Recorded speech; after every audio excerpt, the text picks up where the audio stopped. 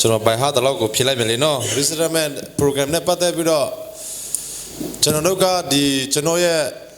မျိုးလေးချက်ပေါ့ဒီမလေးရှားပြည်ကျွန်တော်ကဩစတြေးလျသွားဖို့ရှိတယ်အမေရိကသွားဖို့ရှိတယ်အင်္ဂလန်သွားဖို့ရှိတယ်ဒါကြောင့်မလို့အဲ့ဒီကိုမလာခင်မှာကျွန်တော်ဒီကိုလာတာဖြစ်တယ်ဆိုတော့ကျွန်တော်တို့ရွေးချက်လို့ပြောတဲ့အခါမှာအကတာမရှိရဘူး limit မရှိဘူးဆိုတော့ကျွန်တော်ဟာဒီအစိုးရနဲ့ကိုဆွေးနွေးဖို့အများကြီးလိုတယ်အစိုးရလို့ပြောတဲ့အခါမှာ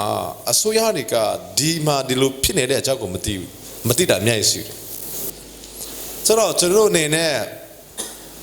အဲ့ဒါကိုအဓိကတော့ဥမာဖះကျူတော့ကြောက်ပေါ့အခု America State Department ဒီအခုလက်ရှိအစိုးရနဲ့လည်းကျွန်တော်ဟာတွေးနိုင်တဲ့လာကြောက်တယ်အများကြီးပေါ်လာတယ်သူတို့မှာရှိတဲ့လူကြီးတွေနဲ့ကျွန်တော်မှာခင်မီထားတဲ့လူကြီးတွေနဲ့တူရှိလာတော့ကျွန်တော်ကတော့အများကြီးမျှော်လင့်ပါတယ်ဆိုတော့ဒါဟာလဲခုနကျွန်တော်ပြောသလိုပေါ့ဘယ်တော့မှကျွန်တော်ဟာလက်မြောက်တဲ့လူမျိုးမဟုတ်ရဘူးလက်မမြောက်ရဘူးအမေက never give up never surrender ဒါကြီးရှိတယ်ကျွန်တော်အလို့ရှာရှိတာလုပ်မယ် resettlement ဆိုတဲ့နေရာမှာလဲအခုအမေရိကန်ဆိုရတို့အင်္ဂလန်ဆိုရတို့ဒီဩစတြေးလျဆိုရတို့နိုင်ငံတကာဥရောပတိုက်ဆိုရတို့နဲ့ဆွေးနွေးဖို့အများကြီးရှိတယ်လို့အဲ့ဒါဒီအပြင်ကျွန်တော်နေဗျူဟာတစ်ခုစစ်စနေတာကဒီမလေးရှားမှာကိုကမီဒီယာအကြီးကြီးတွေဖြစ်တဲ့ BBC တို့ CNN တို့ Fox တို့ကိုလာနိုင်ပါမလားလို့ကျွန်တော်စစ်စနေတာသူတို့ကလာပြီးတော့ခင်ဗျားတို့အကြောင်းကိုတကဘာလုံးတိအောင်ပေါ်ထုတ်နိုင်မှလည်းအရေးကြီးတယ်ဘာလို့ဆိုတော့ BBC တို့ CNN တို့ဆိုတာကအမေရိကသမ္မတလည်းကြီးတယ်အင်္ဂလန်နိုင်ငံကိုကြီးလို့အကုန်လုံးကြီးတာကောအဲ့မှာပေါ်လာပြီးသားဆိုတော့ဒါ document တစ်ခုဖြစ်သွားတယ်ဒါလည်းနိဗ္ဗာန်တစ်ခုပဲဒုတိယကအဲ့ဒီနာမကားပဲနဲ့ကျွန်တော်လူခွင့်ရေးအဖွဲ့အစည်းတွေမျိုးကိုကျွန်တော်စကားပြောပြီးတော့ကျွန်တော်ချင်းအကြောင်းကိုကျွန်တော်ဒီမှာကာယကစီကပြောနေတဲ့အစားဟိုမှာလွန်လာတော့တိချဖြစ်တဲ့လူခွင့်ရေးအဖွဲ့အစည်းတစ်ခုအနေနဲ့ဒီမလေးရှားကိုလာပြီးတော့ခင်ဗျားတို့ဖြစ်နေတဲ့အကြောင်းအကုန်လုံးကိုပေါ့ဥမာစိတ်ခါသွားရင်လဲနော်နှစ်ဆပေးရတယ်လာဆာရရင်လဲပါလဲသုံးဆနေပြီးတော့ရတယ်ကအစပေါ့နော်ရဲဒီဖားရင်လဲဘယ်လောက်ပေးရတာဒါကအစ document တိကျရေးနိုင်မဲ့နိုင်ငံတကာအစစ်မီရေးနိုင်မဲ့အဖွဲ့အစည်းကျွန်တော်မှလိုအားနေလို့ကျွန်တော်ခါစားလာတယ်ယူဆလာတယ်အဲ့လိုအဖွဲ့အစည်းတွေရှိရင်အဲ့ဒီအဖွဲ့အစည်းတွေကိုလည်းကျွန်တော်ချစ်ကားချင်တယ်အခုကတော့ဘယ်အဖွဲ့အစည်းဖြစ်လဲဆိုတာကျွန်တော်လက်ငယ်ထုတ်လို့မရနိုင်ဘူးအဲ့ဒါတွေကိုလည်းပေါ်လာရဲ့အဲ့ဒါကိုကျွန်တော်အမေရိကန်ဆွဲလဲ copy ပေးမယ်အင်္ဂလန်ဆွဲလဲ copy ပေးမယ်ဩစတြေးလျဆွဲလဲ copy ပေးမယ်ဒါဟာလဲတခြားနည်းလားတစ်ခုပေါ့ဆိုတော့ဆရာရဲ့မိခွန်းနဲ့ပတ်သက်ပြီးတော့ resettlement နဲ့ပတ်သက်ပြီးတော့တခုပြောစလို့တာကတော့ကျွန်တော်ချင်းမှာထုတ်စာတစ်ခုရှိတယ်ချက်ကိုတားတဲ့အခါမှာချက်တားတယ်ဆိုတာကတော့စကလောက်ကတော့ကောင်းတော့မဟုတ်ဘူးပေါ့နီးဗျူဟာကိုပြောတာပါလက်ပြညက်ပြီးတော့လို့လို့ရတယ်လို့နော်အမျိုးမျိုးရှိတယ်လို့ကျွန်တော်ဖို့ပွားတွေကပြောတယ်ထော်ရင်းလည်းကောင်းပေါ့အလုပ်တစ်ခုကိုအလုပ်တော့မယ်ဆိုရင်နီလာအမျိုးမျိုးကိုရှာရမယ်အဲနီလာတွေကိုကျွန်တော်ရှာဖို့ဒီနေရာကိုကျွန်တော်ရောက်လာတာဖြစ်တယ်ဆိုတော့အဲနီလာတွေလို့ပြောတဲ့အခါမှာကျွန်တော်ဖះကကျွန်တော်ကိုအများကြီးပြဖို့လိုတယ်လာပြပို့ဆောင်ဖို့လိုတယ်ဒါကြောင့်မလို့ခုနကျွန်တော်စိတ်ထဲမှာပေါ်လာတာကိုဆရာကိုပြောလို့ပါတယ်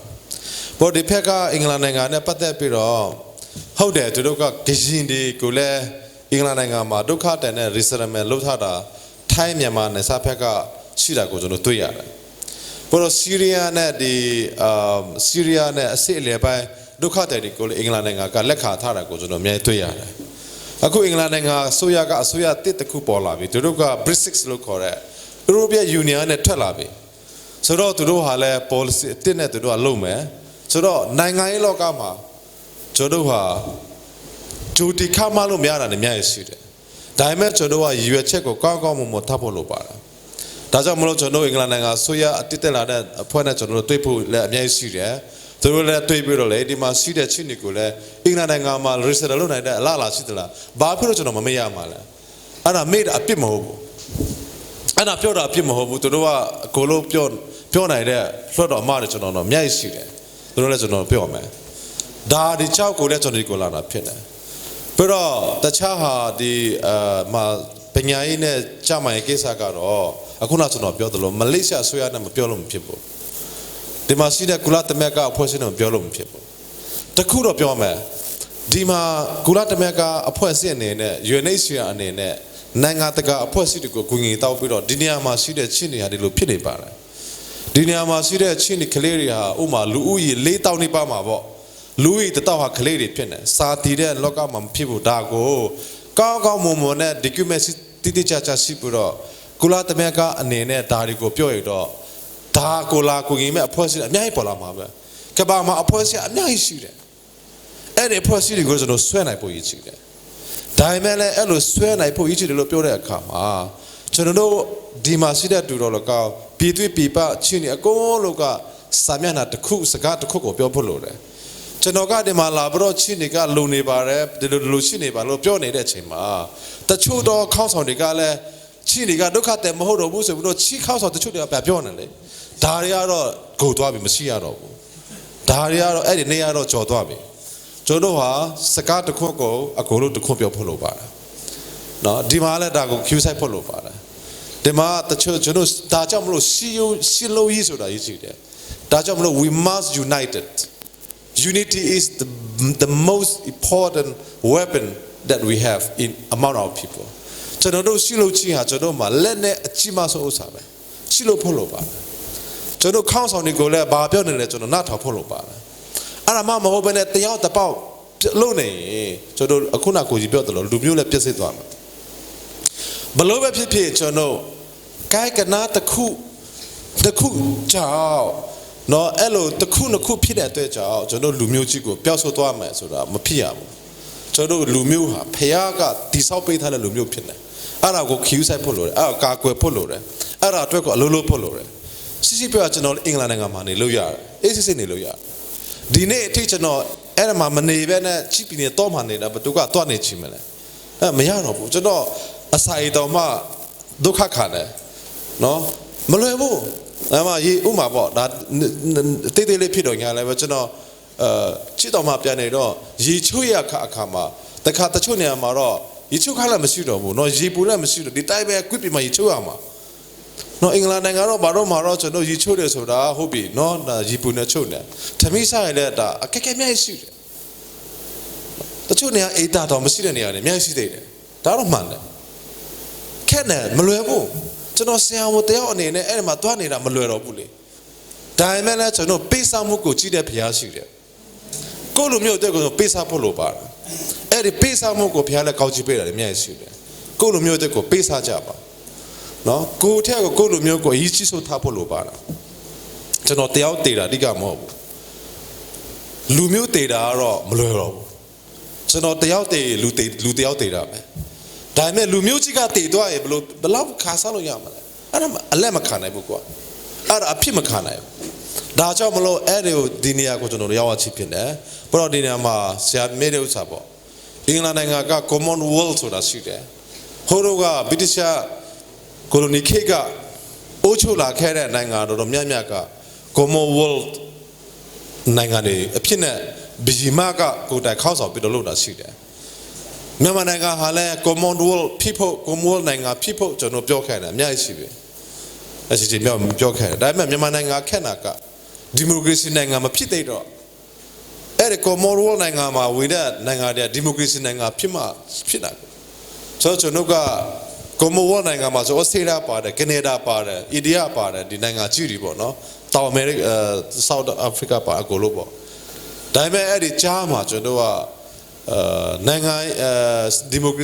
democratic society မဖြစ်သေးတော့အဲ့ဒါမှာ criteria တွေနဲ့တွားတွေ့ဖို့တော့ခက်နေတယ်ဒါလည်းပါတာပေါ့ဒါပေမဲ့နောက်ဖြစ်လာမှာပေါ့ကျွန်တော်နိုင်ငံရေးလည်းကောက်လာမယ်ဆိုရင်ဘာဖြစ်လို့မဝင်နေရမှာလဲဘူးသူတို့ကဖိပိတာကောသူတို့ကလိုပိတာကောပြီးတော့ကျွန်တော်အနေနဲ့အခုကဒီမြန်မာနိုင်ငံရဲ့ဥစ္စာနဲ့ကြည့်မယ်ဆိုရင်တကယ်တော့ကျွန်တော်လှုပ်ရှားအများကြီးရှိတယ်လှုပ်ရှားရှိတဲ့မြတ်ကိုလည်းအခွင့်လည်းများတယ်